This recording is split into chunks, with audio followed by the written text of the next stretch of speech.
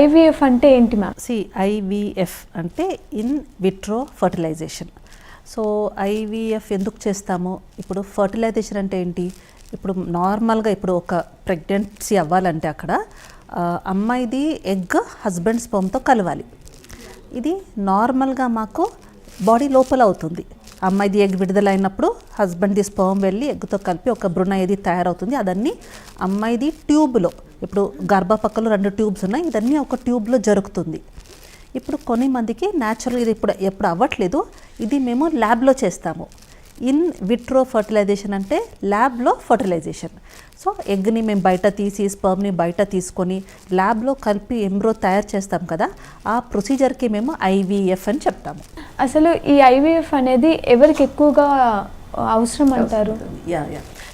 IVF ఇప్పుడున్న technology is very good because చాలా మంచి సక్సెస్ రేట్స్ ఇస్తుంది. ఇది ఎవరికి వాడాలి? మోస్ట్ ఇంపార్టెంట్, ఇప్పుడు నేను చెప్పాను కదా, ఎంబ్రో ఎక్కడ అవుతుంది? ఎంబ్రో ఇప్పుడు ట్యూబ్లో డెవలప్ అవుతుంది. ఎగ్ స్పర్మ్ అక్కడ కలిపి ఒక ఎంబ్రో డెవలప్ అవుతుంది. అదే ఇప్పుడు కొన్ని మందిలో ట్యూబ్స్లో ప్రాబ్లం ఉంటుంది. ఏదర్ ఇన్ఫెక్షన్స్ నుంచి బ్లాక్ అవ్వచ్చు, లేదంటే వాళ్ళు ఏమైనా సర్జరీలో, ఇప్పుడు ఎండోమెట్రాసిస్ సర్జరీ అవుతుంది, ఫైబ్రాయిడ్ సర్జరీ, అపెండిక్స్ ఆపరేషన్, కొన్ని మందికి ఇన్ఫెక్షన్స్కి ఆపరేషన్, అట్లాంటి ఆపరేషన్స్లో ట్యూబ్ ఏమైనా డ్యామేజ్ అవుతే అక్కడ ట్యూబ్ ఎఫెక్ట్ అయ్యి వాళ్ళకి ట్యూబ్ పని చేయట్లేదంటే వాళ్ళకి ఐవీఎఫ్ ద్వారానే పిల్లలు అవ్వచ్చు. That is the main reasons ఎందుకు ట్యూబ్. కొన్ని మంది ఇప్పుడు పిల్లల కోసం ఆపరేషన్ చేయించుకుంటారు వద్దని, తర్వాత వాళ్ళకి ఏమైనా ఇష్యూస్ వచ్చి ఫస్ట్ బేబీ ఏమైనా చచ్చిపోయింది, లేదంటే వాళ్ళకి ఇంకో బేబీ కావాలని ఒక డిజైర్ ఉంటుంది, అప్పుడు వాళ్ళకి ట్యూబ్ ఆపరేషన్ తర్వాత పిల్లలు కావాలంటారు, వాళ్ళు ఐవీఎఫ్ చేయించుకోవచ్చు. సో ఐవీఎఫ్ వచ్చేది మెయిన్ ట్యూబల్ ఫ్యాక్టర్స్కి. ఇంకోటి ఇప్పుడు చాలామంది ఇప్పుడు అమ్మాయి వాళ్ళకును ఎండోమెట్రాసిస్ అనే ప్రాబ్లమ్స్ ఎక్కువ అవుతుంది, అండ్ వాళ్ళకి వేరే పిఐడి అట్లా కొన్ని ఇన్ఫెక్షన్స్ ద్వారా వాళ్ళకి పిల్లలు అవ్వలేనప్పుడు వాళ్ళకి ఐవీఎఫ్ ద్వారా పిల్లలు అవ్వడానికి. So main tubal factors, male factor ఎవరికి కణాలు తక్కువ ఉంది, మొటిలిటీ తక్కువ ఉంది, అండ్ అమ్మాయిలో ఇప్పుడు కొన్ని మందికి ఎగ్స్ తగ్గిపోతుంది, అడ్వాన్స్డ్ ఏజ్ అవుతుంది, అమ్మాయి వాళ్ళకి ఏజ్ ఎక్కువ అవుతూ వాళ్ళకి ప్రెగ్నెన్సీ అవకాశం తగ్గిపోతుంది. అప్పుడు వాళ్ళకి ఐవీఎఫ్ ద్వారా పిల్లలు అవ్వడానికి అవకాశం ఉంటుంది. ఇంకోటి కొన్ని మందికి ఇప్పుడు చాలా టైం అబార్షన్స్ అవుతుంది.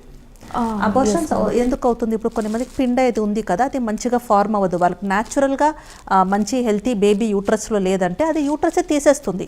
2-3 నెలలకు వాళ్ళకి అబార్షన్స్ అవుతుంది. లేదంటే కొన్ని మందికి ఇప్పుడు స్కానింగ్లో తెలిసిపోయింది బేబీలో ఏమో డిఫెక్ట్ ఉందని వాళ్ళు తీపించుకుంటారు. అట్లాంటి పేషెంట్స్కి ఎస్పెషలీ అడ్వాన్స్డ్ ఏజ్ వాళ్ళకి ఎవరికి ఇట్లా హై రిస్క్ ఉంటుంది అబ్నార్మల్ పిండ డెవలప్మెంట్కి, వాళ్ళకి ఐవీఎఫ్ ద్వారా ఎంబ్రోస్ని డెవలప్ చేసుకొని ల్యాబ్లో ఆ ఎంబ్రోని మేము బయోప్సీ చేసి ఆ డిఎన్ఏ టెస్ట్ చేసి హెల్తీ బేబీ సెలెక్ట్ చేసినో పెట్టొచ్చు. సో ఈ పేషెంట్స్ న్యాచురల్గా ప్రెగ్నెంట్ అవుతున్నారు. సో వాళ్ళకి ఐవీఎఫ్ ప్రెగ్నెన్సీ అవ్వనికేం అవసరం లేదు. బట్ కొన్ని మంది ఇప్పుడు ఎవరికి అబార్షన్స్ అవుతుంది వాళ్ళకి ఎంబ్రో సెలెక్ట్ చేయడానికి ఐవీఎఫ్ ద్వారా ఎంబ్రో సెలెక్ట్ చేసుకొని వాళ్ళు పెట్టుకోవచ్చు. So these are the common indications ఏది మేము ఇప్పుడు మా సెంటర్లో ఐవీఎఫ్ చేస్తున్నాము.